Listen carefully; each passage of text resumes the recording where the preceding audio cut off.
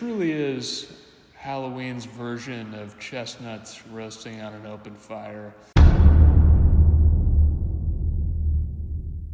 Boo. No, I'm just kidding. I'm not a ghost.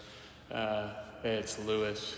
I just wanted to offer some encouragements this time of year in spooky season. It seems that the holiday known as Halloween is becoming more macabre. I don't know if you've picked up on this, but there's a lot of skeletons, a lot more giant skeletons around, ghouls and goblins and symbols of death everywhere, graveyards, and I just wanted to offer some encouragements, because non-sarcastically, because this is a great trend, and we really need to keep this up. You know, I was going on a walk the other day, and I'll put the footage up. I got my camera out here, and just wanted to capture what I was witnessing. This person, as you can see, just went all out.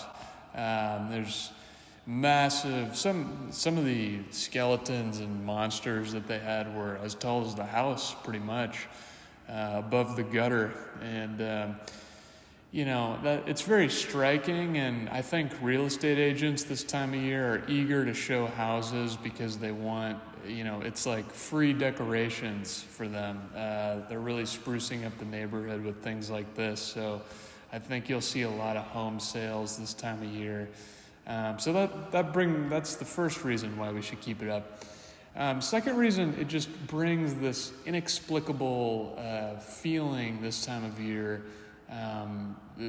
that only Halloween can bring.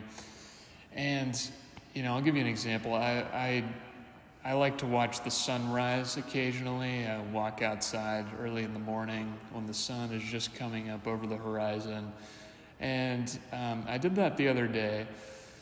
And right in my line of vision, I saw a silhouette of my neighbor's massive skeleton in his yard, which is, I'm not sure if you're familiar. Skeletons are human beings that have deceased and rotted, so that's what people are decorating their yards with.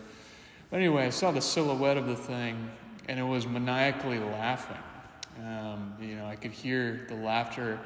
And as I was looking at the sunrise, I just thought, you know, this just makes it all the better. I mean, this is just adding to the aesthetic, to the experience. It just gives you, it truly is Halloween's version of chestnuts roasting on an open fire.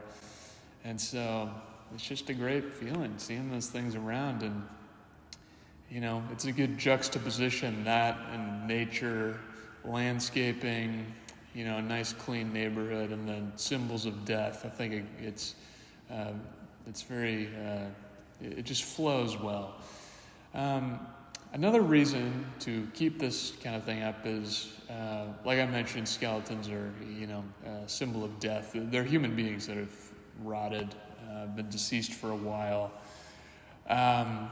It's great for children to be exposed to that, something macabre like that, and startling.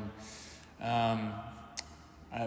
know, when my wife and I go on walks with our young child, he's always taken aback by these massive skeletons, and you know, that's great. I mean, you know, at first I was like, well, maybe I should shield him from this, but then I thought, well, it's good citizenship to scare children this time of year, apparently.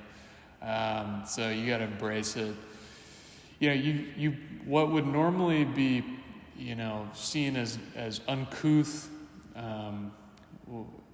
you know, this time of year is not uncouth. It's very much accepted to scare children. You know, that is sort of odd when you think about it, but you just got to check your calendar, because if you get the day wrong, you might wind up in some kind of interrogation room or on some kind of watch list. But as long as it's the right time of year, you can throw on a pumpkin head or a goblin costume and chase children down the street, I guess, and scare them with monsters and mummies in your yard. So anyway, all bets are off. So these are some reasons why we should keep it up. This has been Barnes Productions.